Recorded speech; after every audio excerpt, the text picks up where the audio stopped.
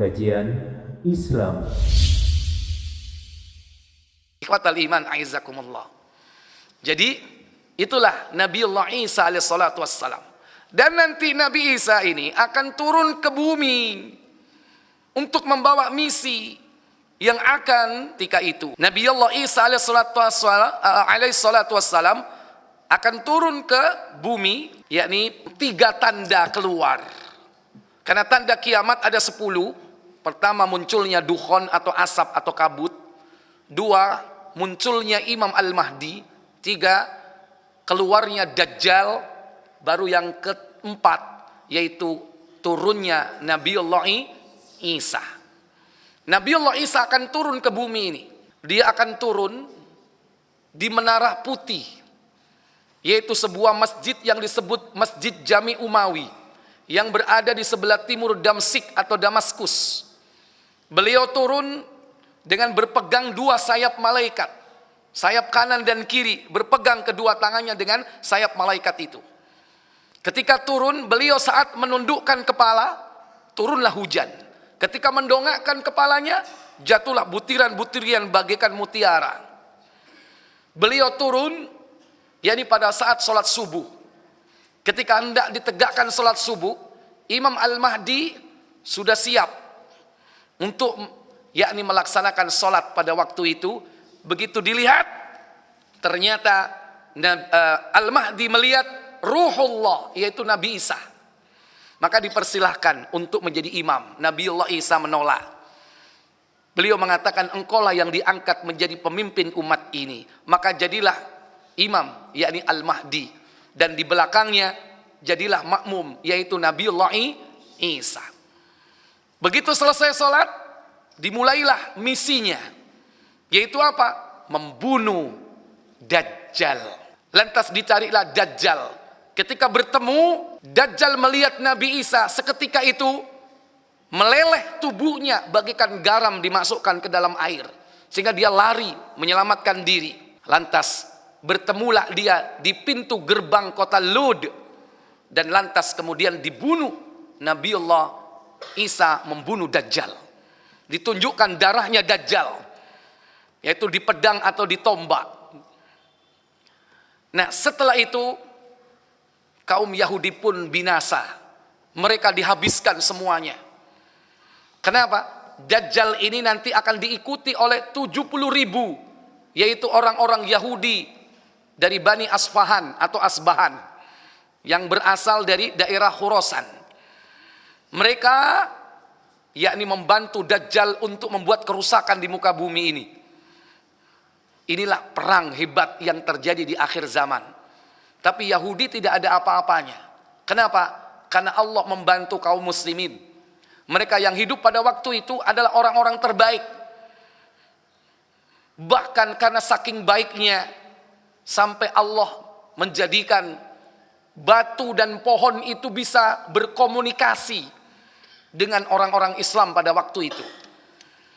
Dalam sebuah riwayat hadis, Nabi SAW mengatakan, la taqumus sa'ah, tidak akan terjadi hari kiamat hatta yuqatilul muslimuna yahuda, hingga orang-orang Islam memerangi orang-orang Yahudi.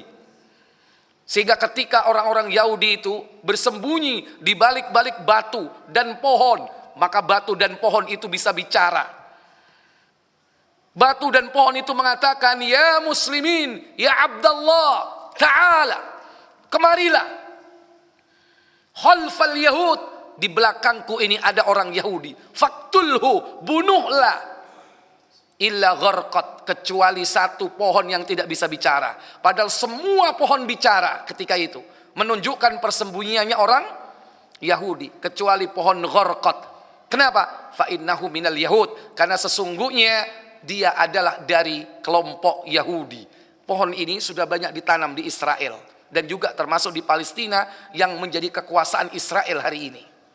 Yahudi nggak ada apa-apanya, nanti habis. Dajjal mati, Yahudi habis. Yang kedua, misi Nabiullah Isa alaihissalatu wassalam, yakni menjadi hakaman muqsitan, hakim yang adil, yang menegakkan keadilan saat itu. Ditegakkanlah hukum Islam. Nabi Isa tidak membawa syariat baru. Nabi Isa mengikuti syariat yang dibawa oleh Nabi kita Muhammad sallallahu alaihi wasallam. Makanya beliau salat, beliau tunaikan zakat. Itu yang dilakukan oleh Nabi Isa nanti. Bahkan beliau pun melaksanakan haji. Dan juga tentunya syariat Nabi, syariat para Rasul, yaitu menikah. Yang kedua, setelah itu apa?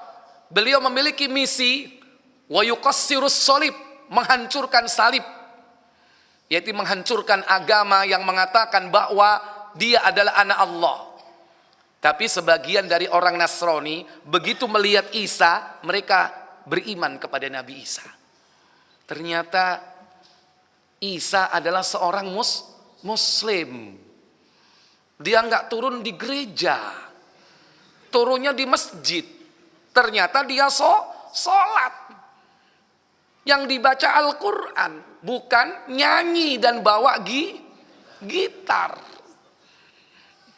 Makanya mereka pada terbelalak, mereka terbuka hatinya, Muslim ternyata. Dan yang ketiga, wayaqtulul khinzir. Apa yang dilakukan Nabi Isa? Misinya membunuh babi. Semua babi dibunuh. Kalau menurut logika, ngapain babi dibunuh? Kan hewan, ya kan? Ternyata itu sebab biang kerok kenapa doa kaum muslimin tidak dikabulkan. Mulai hari ini lihat, doa kita ini hampa. Kenapa? Karena kita tidak mau memperhatikan makanan dan minuman kita. Karena makanan minuman kita banyak sudah terkontaminasi oleh zat dari babi. Zat-zat itu diantaranya shortening, gelatin, lard, lecithin. Kita nggak mau tahu. Apalagi sudah percaya saja, asal disebut lecithin soya, gelatin sapi. Sudah merasa tenang kita. Padahal belum bersertifikasi halal. Kita nggak mau tahu. Padahal zat itu dimasukkan ke kue, ke pastry, ke cake, masuk ke pizza, masuk ke macam-macam produk, permen, es krim. Nggak mau tahu kita. Ustadz, saya kan nggak tahu. Memang kalau nggak tahu nggak berdosa. Kalau tahu dosa. Tapi sungguh pun tidak berdosa, tetap saja doa kita tidak dikabulkan. Itu sebab kenapa doa-doa kita ini hampa, tidak dikabulkan. Kenapa? Karena orang kafir itu sudah tahu kelemahan umat Islam itu apabila dihancurkan senjata paling utama. Apa senjata utama orang Islam? Ad-doa silahul mu'min. Doa adalah senjatanya orang mukmin. Lihat perang Badar. Lihat perang-perang yang lain. Kenapa? Karena mustajabnya doa. Mobilisasi militer, alutsista itu nomor sekian. Kenapa? Karena hakikatnya yang melempar itu bukan kita, yang menombak bukan kita, yang memanah bukan kita, tapi semua itu yang melakukannya Allah. Tugas kita adalah Pak, beriman, bertakwa, dan berusaha melaksanakan sunnatullah. Perbedaan alutsista, perbedaan jumlah pasukan gak jadi masalah. Sekalipun mereka nuklir, kita cuma apa? Batu. Bisa jadi nggak nuklir itu jatuh tidak meledak? Bisa nggak? Istilahnya apa itu? Kalau mercon apa itu? Masuk angin. Apa namanya? Udah berhenti. Nggak meletus. Bisa nggak itu? Dengan doa. Jangan takut dengan senjata mereka. Senjata utama kita ini doa. Makanya orang kafir tahu itu. Dikontaminasi makanan dan minuman kita. Padahal itu yang terbaik. Babi ini akan dibersihkan oleh Allah melalui yakni Nabiullah Isa. Semua akan dibunuh. Maka sesudah itulah sudah tidak ada lagi penyebab kenapa makanan-makanan kita ini terkontaminasi dengan yang haram. Karena babi ini semuanya cocok. Ya kan? Untuk apapun. Nyangkok jantung manusia, yang cocok jantungnya apa? Babi. Makanan jadi enak karena lemak apa? Babi. Antum nggak teliti, kadang disebut bakso sapi. Memang benar, bahannya dari sapi. Tapi ingat kuahnya, bisa jadi di situ ada dengkulnya babi. Ya kan? antum dikasih bakso sapi, baksonya sapi bener, kuahnya antum lihat, tanya di situ, teliti, jangan asal makan enak nih, ya kan? Ya ini top ini bakso ini, maka orang harus hati-hati, jangan sembarang makan. Kalau pengen doanya mustajab itu salah satu, ya kan? Di samping banyak faktor-faktor lain penghalang-penghalang doa, bukan hanya makanan yang haram. Tapi itu penting untuk yang akan datang. Kalau kita berusaha untuk apa? Warok. Berhati-hati dari yang subhat. Kalau perlu zuhud, apa? Meninggalkan yang mubah. Tapi dalam rangka untuk cinta kepada kehidupan akhirat. Dalam rangka apa? Al-istihya'u lillah haqqal haya. Malu kepada Allah dengan sebenar-benarnya malu. Antahfadar ra'sa wa ma memelihara kepala dan apa yang ada di dalamnya. Wa antahfadal batna wa ma hawa, memelihara perut dan apa yang ada di dalamnya, bukan melihara usus, maksudnya memelihara makanan dan minuman kita. Man aradal akhirah, kata Nabi, barang siapa yang menghendaki kehidupan akhirat, taraka zinatad dunya, dia tinggalkan yakni kesenangan kehidupan dunia. Dunia ini hanya sekedar untuk apa? Sarana untuk mendapatkan yakni kemuliaan akhirat. Maka nanti kaum muslimin ketika berperang dengan Nabiullah Isa dan Imam Al-Mahdi, mereka adalah orang-orang terbaik. Kenapa? Mereka akan ditunjukkan derajatnya di surga dalam Sahih Muslim. Terutama Bapak Ibu, ketika berhadapan dengan Ya'juj Ma'juj. Inilah bangsa yang tidak terkalahkan. Yahudi kecil. Ya'juj Ma'juj inilah yang tidak bisa dikalahkan. Kenapa? Kaum muslimin sendiri tidak perang berhadap-hadapan. Mereka menyelamatkan diri, naik ke gunung. Kaum muslimin dan pasukan kaum muslimin bersama Nabi Isa naik ke gunung Tursina. Ya'juj Ma'juj gak bisa naik. Karena ini tempat disucikan. Terutama di lembah tua yang dulu sempat didatangi oleh Nabiullah Musa. Ya'juj Ma'juj gak bisa naik. Sementara Ya'juj Ma'juj sudah merambah seluruh bumi, membuat kerusakan. Apa yang dilakukan oleh kaum muslimin? Berdoa. Nabi Isa dan kaum muslimin berdoa kepada Allah. Akhirnya apa? Allah turunkan sebuah penyakit, yaitu ulat atau belalang yang menempel di leher-leher mereka. Langsung seketika mereka mati, bagaikan satu jiwa. Mati satu, mati semua. Maka ketika Nabi Isa mengatakan, siapa yang mau turun mempersiapkan dirinya menjadi syahid untuk melihat keadaan di bawah gunung Tursina ini. Kenapa? Karena mereka sudah tidak mendengarkan suara yang gemuruh, yang hiruk pikuk, yaitu suaranya Ya'juj Ma'juj. Siapa yang mau menengok, lihat turun ke bawah, ada satu yang siap untuk mati. Begitu dia turun, dilihat semuanya sudah menjadi bangkai semuanya. Seluruh penjuru bumi ini penuh dengan bangkai Ya'juj Ma'juj. Maka berdoalah Nabiullah Isa untuk menyelesaikan ini semua. Allah turunkan, Allah datangkan burung sebesar unta untuk mengangkat bangkai Ya'juj Ma'juj ini, dibuang di tempat yang Allah kehendaki. Satu burung ngangkat satu bangkai, dibuang sampai bersih. Kemudian Allah turunkan hujan sehingga bumi ini bersih kembali. Allah turunkan keberkahannya sehingga ditumbuhkan tanaman ketika itu seperti pada zaman Nabi Adam. Mereka kenyang dengan makan buah delima dan dia bisa berteduh di bawah kulitnya. Berteduh di bawah kulit buah delima. Berarti buah delimanya kayak apa? Besar. Rezeki ketika itu berkah. Semua orang kaya. Mereka mengedarkan emas, ternyata nggak ada yang mau. Kenapa? Semua sudah punya emas. Pak, mau emas Pak? Enggak. 2 kontainer di belakang. Enggak ada yang mau, itu nanti akan terjadi. Kenapa? Emas kita yang sekarang dirampok. Kita ini negeri kaya emas enggak? Lihat itu di Papua. Siapa yang ngerampok emas kita? Orang kafir, Yahud wan Nasara berkolaborasi dengan penyembah-penyembah syaitan. Dikumpulin emas kita ini, itu harta milik kaum muslimin. Nanti kembali kepada kaum muslimin. Nanti semuanya kaya. Wa yadha'ul jizya, misinya adalah apa? Menghapus pajak. Tidak ada lagi pajak nanti. Kekayaan akan melimpah sehingga mereka tidak mau menerima pemberian. Itu akan terjadi. Tapi ingat, itu tidak bertahan lama. Nabi Isa dikabarkan dalam riwayat usianya 40 tahun.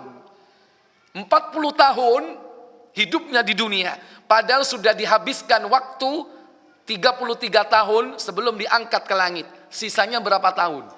Cuman 7 tahun saja usia Nabiullah Isa. Setelah itu meninggal dunia. Kaum muslimin mensolatinya. Dan beliau dikubur.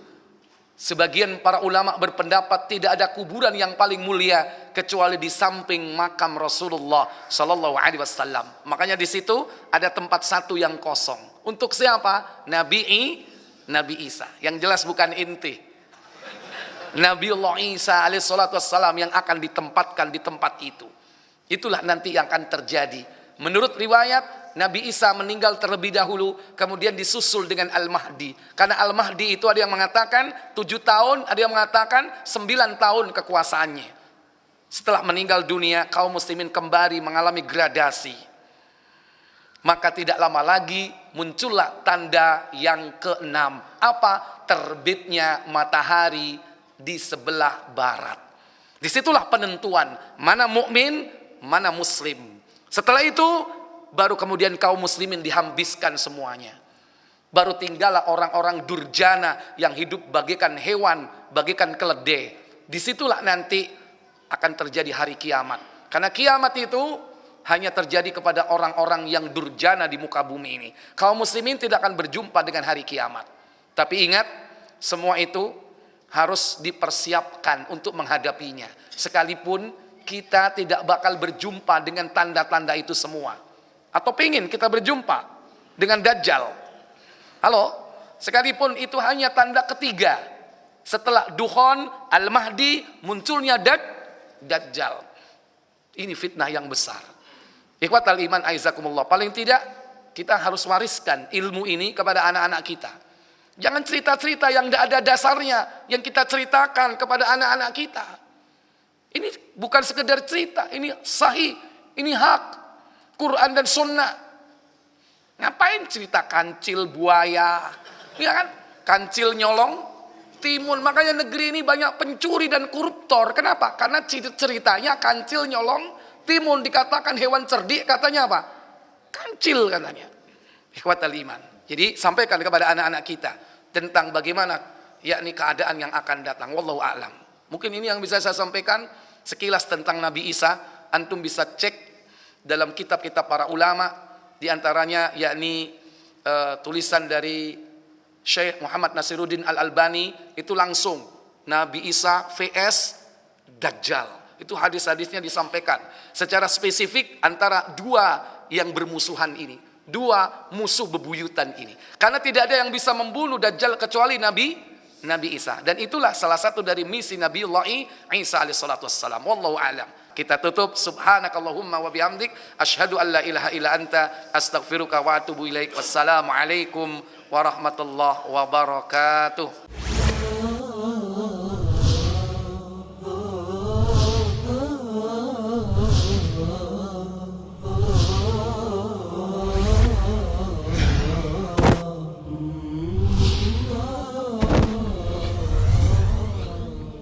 Kajian Islam